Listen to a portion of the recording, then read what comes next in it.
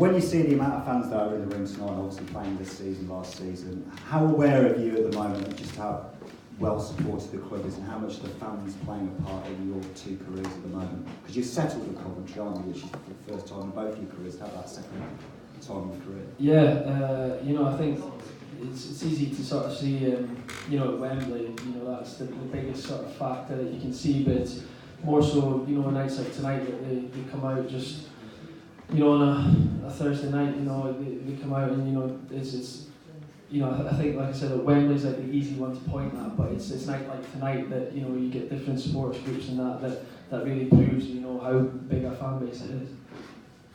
Dom? Yeah, like Jack said, it's just like amazing to see the amount of people here in like Thursday night, and it just reiterates the amount of support we had at Wembley. That was an amazing day that we'll cherish forever, and it's just great to see the amount of people here, definitely. Question? Yeah, well, of sorts, it's Paul. Now lads, whatever he says, taking the pictures all day, don't. Good evening, lads, and Dom especially, the first timer here, so yeah, well done, mate.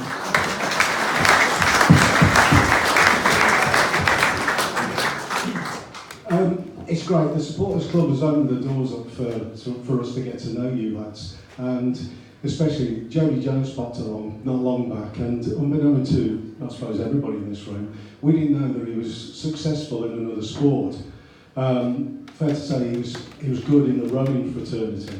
So basically, coming from the Dagenham Redbridge area, he was on the Thames and everything else. And if it hadn't been for his actual slight build, he could have been the next Redgrave or some Pinson, etc.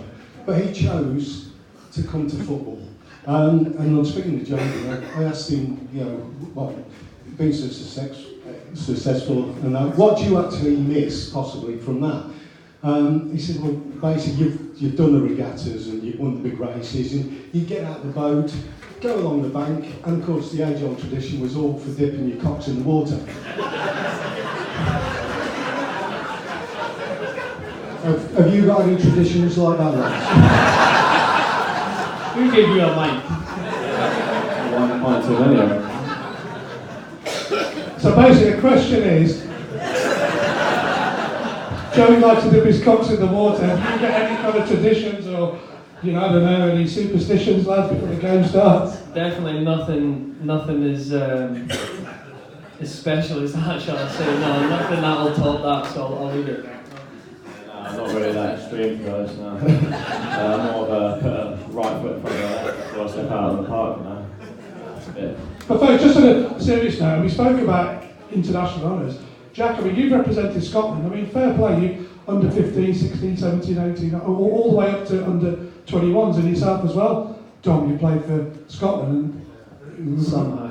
Huh? Sorry, you sound Scottish. You're proper Scottish, don't you? It's across the borders, isn't it? We're clutching its straws. Yeah. But seriously, are you sort of all set for the call up of the first team? Because to be honest with you, Jack, the way you were playing that season, you were without a shadow of a doubt the best fullback in that league. And you were going places, man, What was that last bit, sorry? I said, that season, I don't know, I just give up on that one. Basically, I was trying to take the piss out of Scotland and just fell flat. No, it is obviously something that we've both been very lucky. I think right from sort of schoolboy age, I was very lucky to be involved at under 15s, 16s, and all the way up. And it is something that I do almost regret. It's not having more sort of 21s caps under my belt, but I feel sort of fortunate to have been given that chance, and hopefully if you see some of the players getting call-ups nowadays, that hopefully the main squad is there in the future. You were the youngest ever player to play for Aberdeen, obviously, and then Fulham came in for you. How, when you look back on that, because that's going back 8 years, isn't it? What's your sort of memories of that time in 2010, going to a Premier League club? Yeah, it was. I don't think I think I was in sort of a bubble of Aberdeen. I think it was. It's the only club at the sort of the north east. It's a big club in Scotland. I think that's shown in the last couple of seasons, especially. And I think I was just in a sort of bubble, and it was nice to step out of that bubble and live away from home, and so a lot of things sort of change, not just on the pitch obviously, but you're going down to the Premier League, and it's sort of every young boy's dream to play in that league. And I do. I do like you wish it worked out better, but you make the choices that you make at the time, and you have to deal with that. But no, it was definitely a learning curve at a young age. And Dom, you came through Reading Academy, didn't you? I joined Reading when I was about 12, I think, up until 21. And I had a few loans here and there, but I didn't really get a sniff at a first team opportunity. And I was so grateful and thankful that Coventry City sort of had that opportunity for me. And I've got to thank Gaffer really for putting that trust in me. I hadn't really played that many games as a young lad, I was untested, so I was just happy to get that break at Coventry. When a young player goes out on loan at quite a young age, and Gaff says, right, we're going to send you out on loan, is there a part of you that thinks, I'm not doing what I need to do, or do you see it as an opportunity to go and prove yourself? I think if you look at quite a lot of the Premier League players, they've all had loans and ups and downs. Look at Harry Kane, he was Championship League One loans and wasn't scoring, and that's part of what makes him the player he is now, it's the downs that you've got to take the rough with the smooth, and it'll make you a better player at the end of the day, hopefully.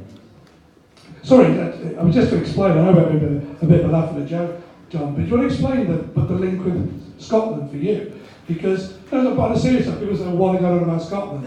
It's because you actually, in fact, you have played for Scotland, haven't you? Under 20? Yeah, 3 caps for the 19s and 5 for the 21s.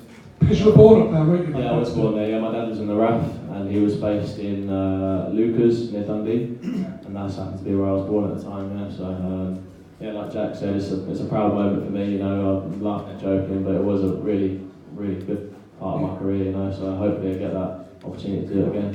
Yeah, brilliant. So we've got a question here, young man. Jack, how did it feel when you scored at Wembley? Jack's planted this question, isn't it? That's what you were chatting to him about. That's what they went with, that's about Wembley. I don't, honestly know where to start. Because it wasn't just that day and what that day meant, it was, the result of the 46 league games going to, like you guys will know, you followed us home and away. It was going down to, funnily enough, we never played well. Your Morecambe away, Forest Green away, and it was those sort of, going to those kinds of places that, after we'd won and I had scored,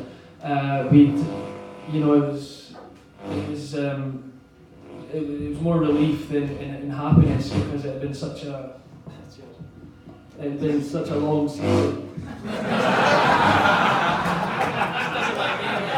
There you go, Jack. Still got it, mate. And so that was the main thing was, it was obviously amazing to score, but as long as we won that game, whether we played good or bad, it didn't matter. As long as we won that game and went up was the main thing after such a long, hard season. But, I'm not just saying this because you two lads are here, but I don't think there's 2 more popular players than you two. Every time, last season, and I think there's a bit of disappointment, Jack, that you haven't had sort of more of a run in the team. And people say that, we sort of look at the defence and say, you had a fantastic season last season, and Dom, you did as well. It was a special season, wasn't it, really? For the atmosphere. What was it like inside the camp? Like I said, my season was quite up and down. I thought, I didn't play nearly as much as I hoped I would. I ended up playing quite a lot towards the back end of the season, but I'm just happy I'm getting that sort of run of games now, and hopefully that continues. But yeah, the mood in the camp towards the back end of the season was really good. We're all feeling something was going to happen, and like Jack said, it wasn't too much about the performance and the scoreline of Wembley. We just wanted to win so bad, and it just happened that we scored 3 goals, and Jack scored. He doesn't keep watching it again, but no, it was a great day. Yeah, I think definitely. I think we went to Cheltenham with only Morecambe to go after it. I think we needed 4 points from those 2 games to definitely get in the playoffs, and I think we had Lincoln. We got beat off of Lincoln on a Tuesday night game, and that, like they had just sort of almost like bullied us, and that was quite tough to take, because in anything in life you don't want to get bullied, and I think that sort of people mentioned the Mansfield away as well was 1-1 down to 10 men, and I think there was moments throughout the season that kind of was really sort of spurred us on, and I think that as soon as we went to Cheltenham, it was an unbelievable game. I think it was 4-0 up at half time, and then we went on to win 6-1 or 6-2, and I think there was just a feeling going into the playoffs that if we got into the playoffs, then we were going to win. And the Wigan one doesn't like that.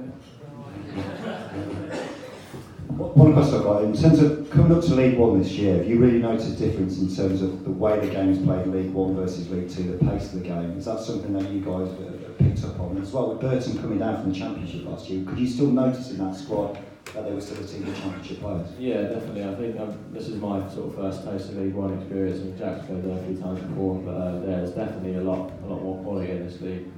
With the likes of Barnsley and Sunderland, we actually managed to pick up 2 alright results against them teams. But the quality of them 2 teams is definitely one of the best teams we've played so far, and it's for all to see that there's a lot more, played on the ground, decent football build up, and yeah, we like that sort of football as well, and we like to show what we're about as well. So yeah, we're enjoying it. Yeah, definitely. I would say, there was games last season that, say like Rochdale at home this season, that if you don't take your chances and they get 1 chance or 2 chances, then they're going to score. I think that's been, I would say, the main difference this season is that if you don't take your chances, you're probably not going to win the game, or you're not going to get a draw even, because the teams in this league, I think, even since a few years ago, the standard of this league is probably went up, and I think just like sort of last season, there's a lot of teams wanting promotion to be in and around the playoffs. Nobody's just settling to be in League One nowadays. Maybe apart from a handful of clubs, so that definitely makes it more competitive. One of the things as well is our defence. I think we're ninth in the league, and our defence is probably around that for ninth, but it's the goals scored where we're probably behind. When you're assessing that from the defence positions and you're looking down the pitch, where's your assessment of that in terms of where the opportunities for goals could come from? Obviously there are points where it's frustrating, but we score as a team, we concede as a team, we all know that. We can't get too disappointed if the striker can't score any goals, anyone can score goals, it should come from anywhere, And we get quite hard on ourselves as well, actually, defenders, we score more from set pieces as well, so we just have quite high standards like that, so like I said, we score as a team, concede as a team, so it's quite...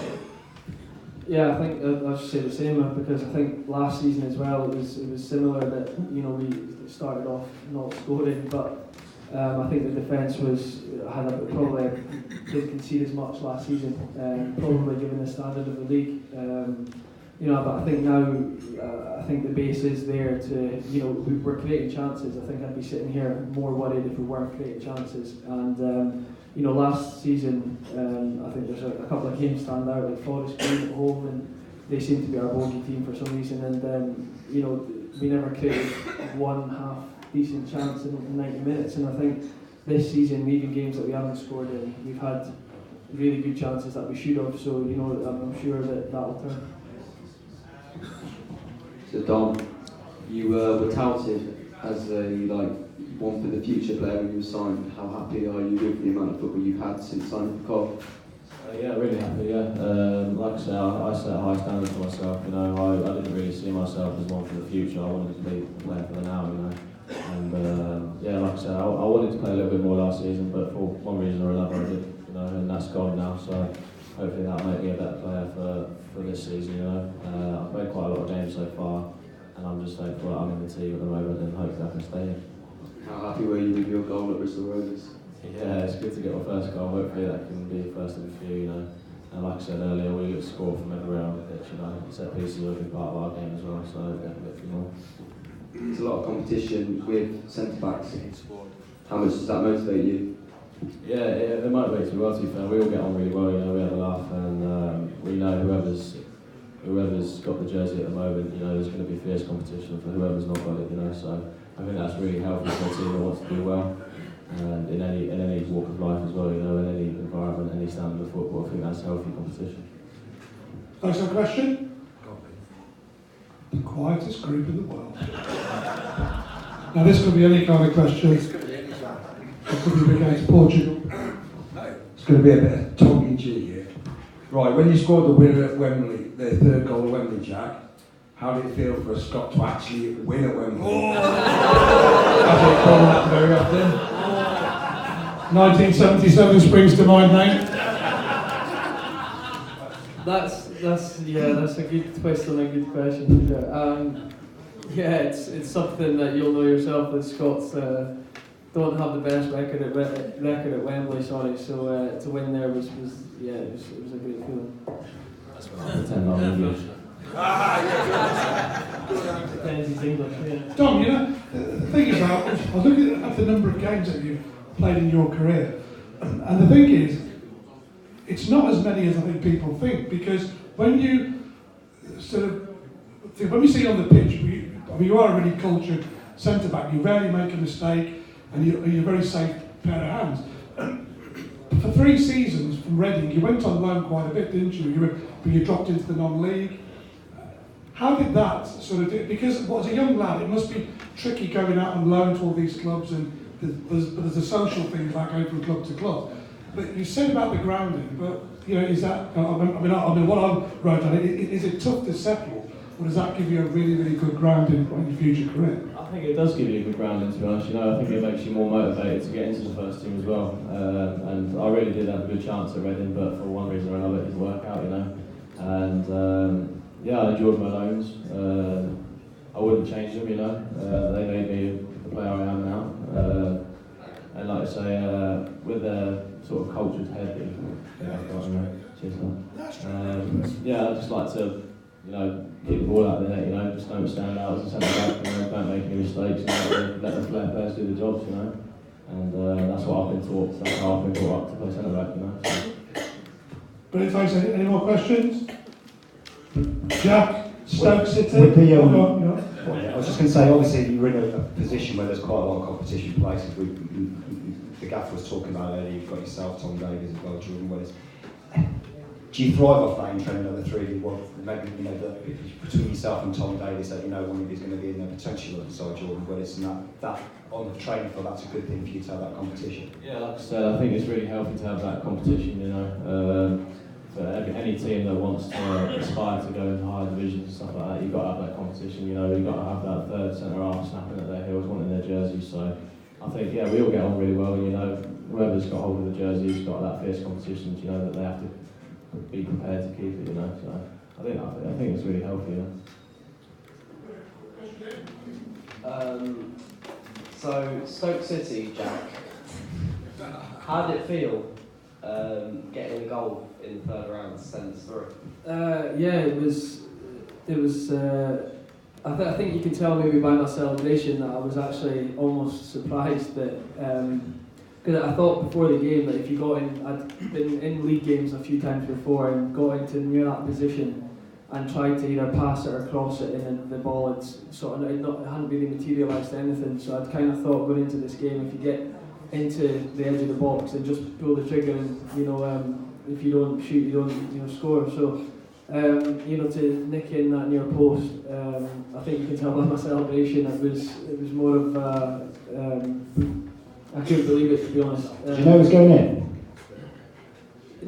Not really. Like it was more of I hit it, and my head was down. I looked up, and I just seen it pass Butland's hand, and then that's kind of when I just was surprised, and it was such a good day because as well, like it was round about the time of my birthday, so my family and that were down at the game, and like I hadn't scored when they were there, and it worked out.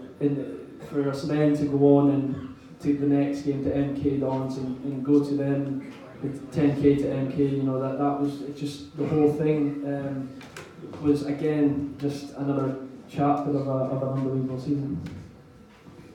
Boys, we asked Mark Robbins this question about the sort of part that the crowd play, and I think sometimes some of the fans, I'm not having a go at the fans at all, but sometimes, you know, when you come off the pitch and people having a bit of a go at sort of Fleetwood and Blackpool and stuff, and everyone's got the right to say whatever, but, you know, from your point of view, lads, and, you know, as I say, walk up today, you know, you're a cracking set of lads, I know that's happened for many, many years. what kind of impact does that have on you? When, you know, people, because you can hear it, can't you? You can hear people giving out the stick. Yeah, I think, I think it's, like you say, you take the good with the bad, and I think everyone's, very much entitled to their opinion and to express. I mean, you travel all over the country to last season, some places that, nobody wants to be no one wants to go to as a club, and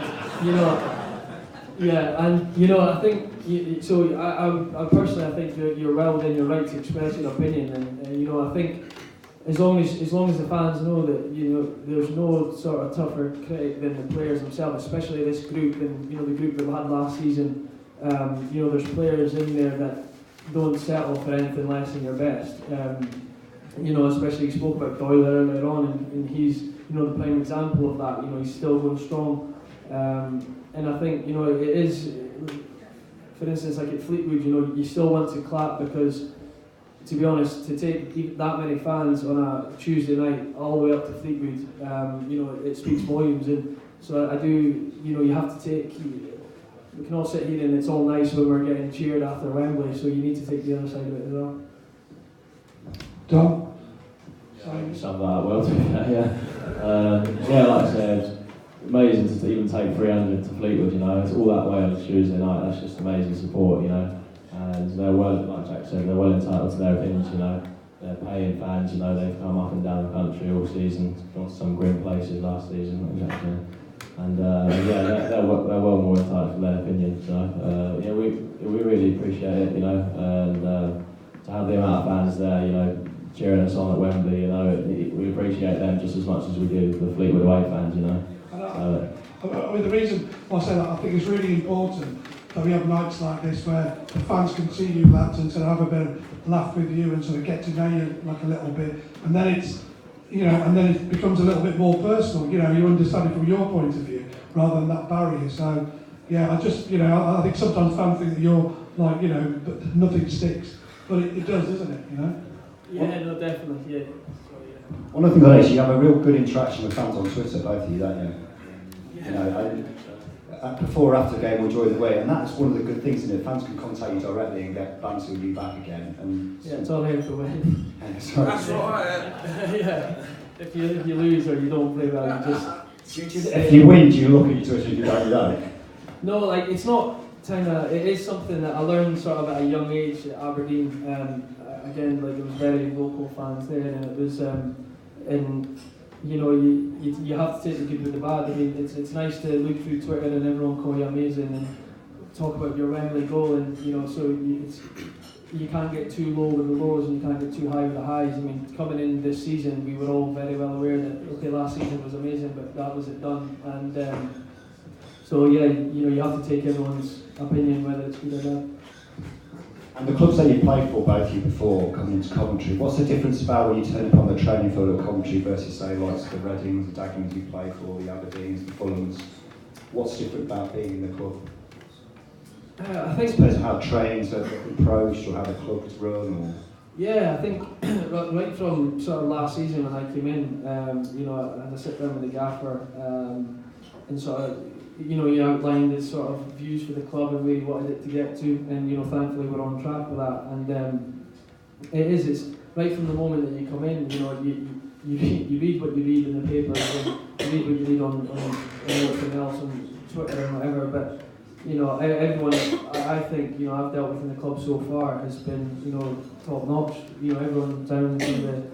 Obviously Dave, down to the gaffer, to the kit lady, everyone is, that I've dealt with so far has been brilliant, and I think it's nice to have that sort of solid, nice base as a club. Yeah, not a complaint in the world, everyone's been amazing with me so far, and long may that continue. Hopefully we've welcomed the new lads in as well, we want everyone to feel welcome as part of the group. I think this is sort of the best sort of dressing room I've been involved with, sort of banter-wise and camaraderie and stuff like that, which is great for a team that wants to be successful. And like Jack was saying, everyone's been good to us, even the little kit lady and people like Dave and stuff like that. We're all a family, especially with people, showing up in their numbers on a Thursday night as well, so it's great. Are you aware of the expectation? Because obviously, as COF fans, we think should be at a high level. We should be at a high level. When you came into the club, were you aware that on a daily, weekly basis that the aspirations to get back to where we should be by right? Yeah, definitely. I think that comes with the territory. You know, I think every footballer's got them ambitions to play higher, and you know, especially a big club like Coventry wants to play in the higher divisions. You know, especially where they have been as well. And it is unfortunate, you know, what's going on with the club at the moment. You know, with the but the players like to try and focus on what we need to do, and you know, keep our heads down and focus on the results on the pitch. Yeah, I'd say the same. You know, right when we came in sort of last season, it was outlined straight away pretty much. But, you know, promotion was not the be all and end all, but you know, it was the main focus for the season, and you know, thankfully we managed that. And you know, like you said, a club of this size doesn't stop there, and rightly so. And this season, it doesn't look like we are. Question, Ollie, any questions? So Jack, being named in the PFA Team of the Year towards the back end of the season, that must surely do wonders to your confidence towards the end of the season.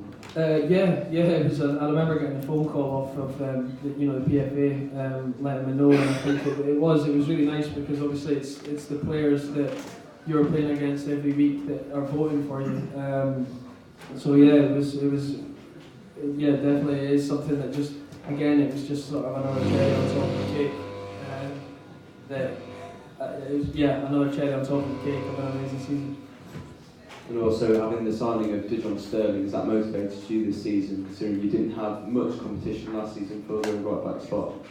Yeah, I think like Dom touched on it earlier, you know, I think competition for places is always healthy when, you know, you need, the gaffer said it in the summer that he wanted that strength and depth, that, you know, you can rotate the team when players are tired. You know, so it definitely does keep you on your toes. I think, you know, like you said, I didn't really have that last season, but I think in return that was, you know, you knew that the gaffer had the confidence in you to play all those games, and I think that's what got the best out of me. You know, he sort of, you know, that you were going to play and that your slot was sort of secure, and I think that him giving me that confidence, you know, got the best out of me. So, but you know, like you say, confidence. Competition with Dijon is healthy. You know, it's got to be. You know, the higher up the club goes, it's only going to get more competitive. So Jack, you know Wembley, when you picked your spot, when did you pick your spot? Because Big Kev reckoned it was a cross. Yeah, he reckoned it was crossing the ball. But when did you seriously? Has he stopped talking about Sparky yet? No. This idiot asked Mark Robinson's going to get him back on loan. But seriously, mate, you know, we got the ball, we cut inside. Did you pick things? What went through your mind? I mean, did you see the keeper was, you know, slightly off his line? Yeah, literally, that's it. Just as soon as Sparky sort of touched it back, I just thought shape it towards the back post.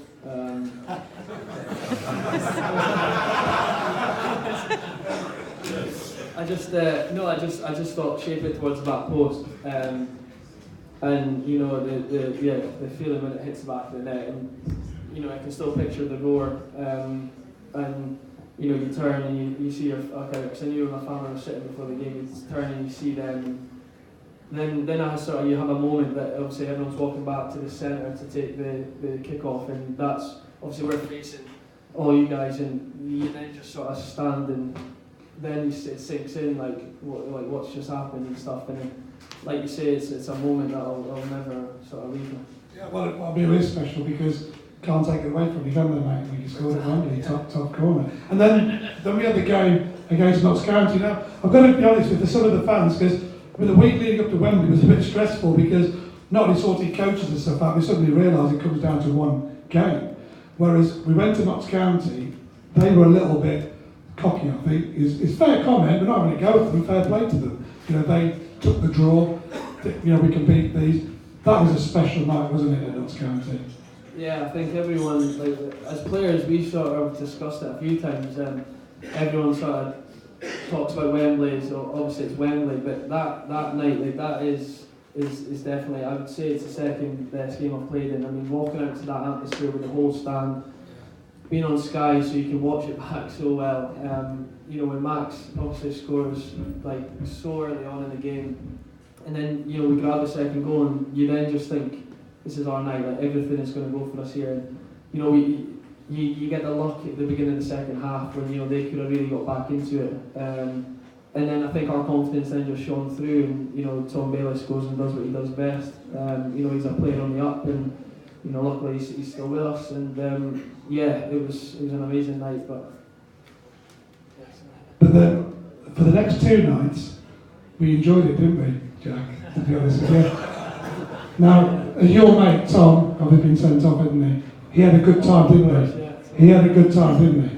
Yeah, I was like, all of us were really gutted for Tom, because I think that's the kind of player he is, and you would never want to, although he realises it was stupid, you would never want to take that side away from him, because he's the kind of player that you want next year, because he put his head through a brick wall for the team.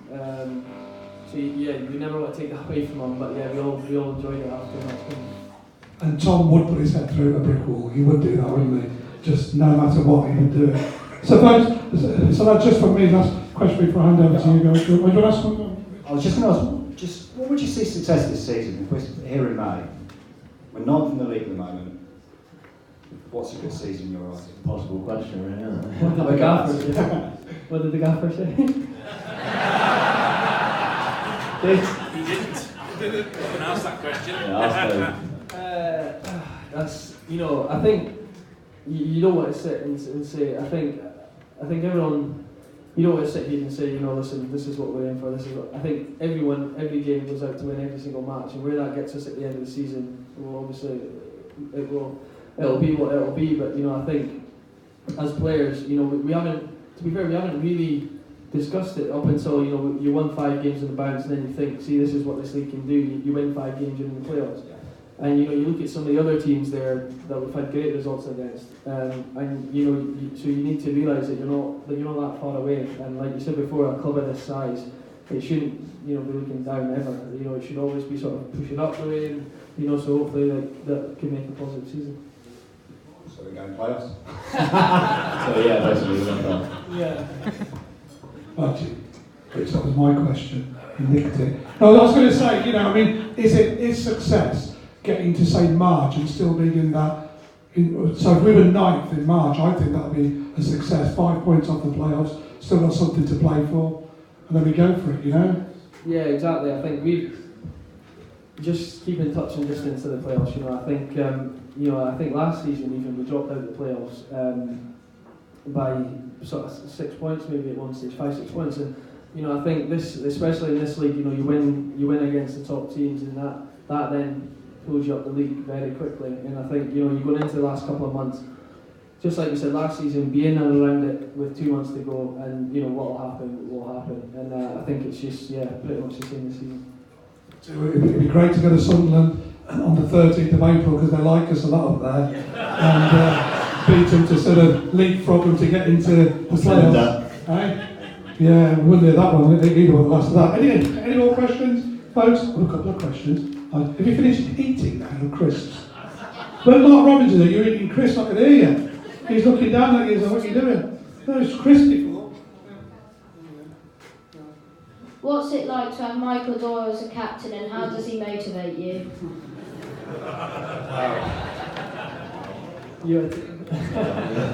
Not here, Bob, I don't know.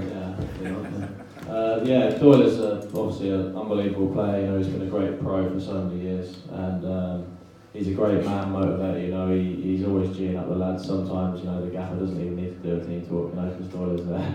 And he does have his moments, where he gets a bit over the top, but that's why I love him. He's Doyle. He's a club legend, really, isn't he? So he motivates himself all right. He does put a few people up the wall as well. So I wouldn't change it for the world, to be honest. He's great to have in the change room, and he's a great leader. Yeah, definitely. I'd say the same. We both get on really well with Doyle, and I think. Last season, I think coming, in and around the playoffs when things were getting a bit touchy, I think he really proved his importance. As a captain, not just obviously on the pitch, but off the pitch. In the changing rooms on Monday mornings when we'd maybe had a dodgy result. He was his sort of experience really came to the fore, and I think he is. I think his presence sort of last season was very much important, and again this season I think he's proven vital as well. Okay, so one more question round here. One more question. Well, two more now. I'll go home in a minute. If you make a mistake in front of thousands of supporters, what gets you through it psychologically? I mean, do you just say you put it down to experience, or was it picked up in the dressing room to get you over, certain mistakes, or do you have psychological coaches to say, this is how you address it before the next game? I think everyone makes mistakes, and especially the higher you go up, the more magnified they are, I do a little thing where I try to picture that I'm playing in front of no one, that it doesn't matter who I'm playing in front of, it doesn't matter if I'm going to make a mistake, you can't have that fear, and I have confidence in myself that, I'm not going to make a mistake, and like I said, the higher you go up, the more magnified that is, and we're all back each other up, there's no finger pointing or anything, everyone makes mistakes, and it's just part of the game. Yeah, I think so as well. I think it was one last season. I think it was Yeovil at home, and I'd headed it back to the goalie, and it made it 3-0. After initially you want the ground to just swallow you up and disappear, I think you just need to then focus on the next thing. Just make sure you do the next thing right, and after that, just make sure you do the next thing right. And just keep it simple for the next 5-10 minutes, and then grow yourself back into the game. And like Dom said, just block everything out and just make sure that you're focused on a 5-yard pass. Make sure it makes its man, and just kind of just make your way back into the game.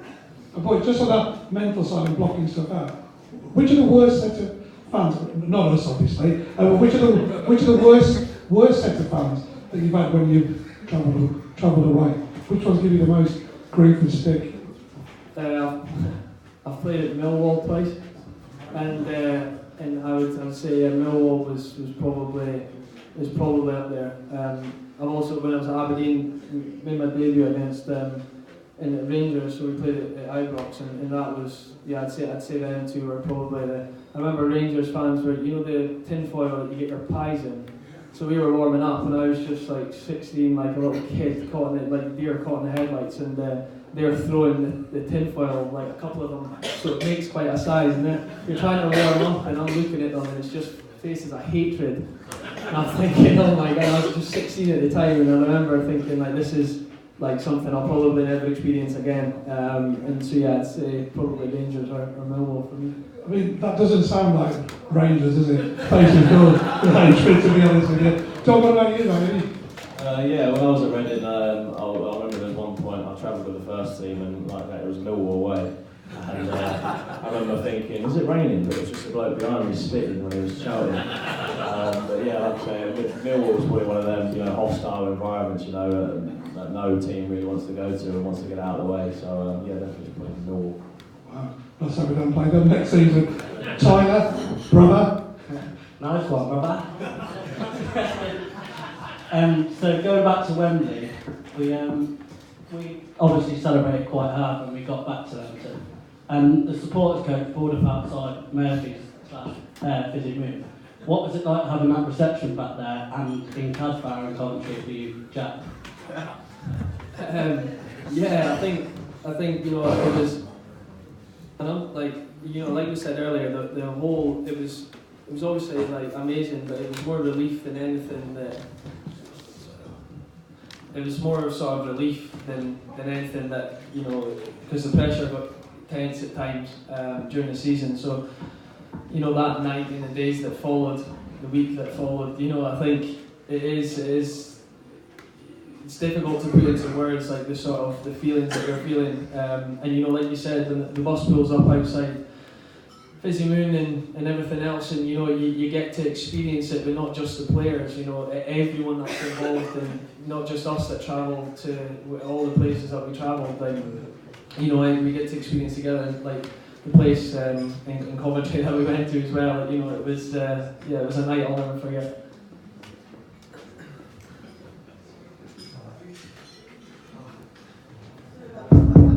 So are you happy with that answer? Dom as well, yeah, Dom. Like Jack was saying, it was just more of a relief than anything, winning at Wembley, it wasn't really about the performance or the scoreline, it was just winning, and to see so many Cov fans, out in Fizzy Moon as well was just the icing on the cake, it was everyone sort of, like I was saying before, the big family of Coventry City, and it was topped off a great day. But the thing is, on that night, some of the lads like Jordan was just gone. He was gone in terms of because you've given so much. And playing at Wembley, people say it's a very strange place to play, and it drains it out of you. How did you always feel about that? Yeah, I think we were just running on pure adrenaline, I think. So I remember before the game, you're sitting eating pre-match, and it was the first time probably, I don't know, we barely swallow a thing. We barely ate anything. You're trying to just pack in food, but you're not hungry, but you know you need to eat because it was 30 plus degrees and you needed food. And it was the weirdest feeling that we'd had the morning of the game. So then after that, obviously you're not then really eating much. You're then just going on pure adrenaline for the rest of the night. And yeah, it was just sort of a feeling that's sort of hard to put into words.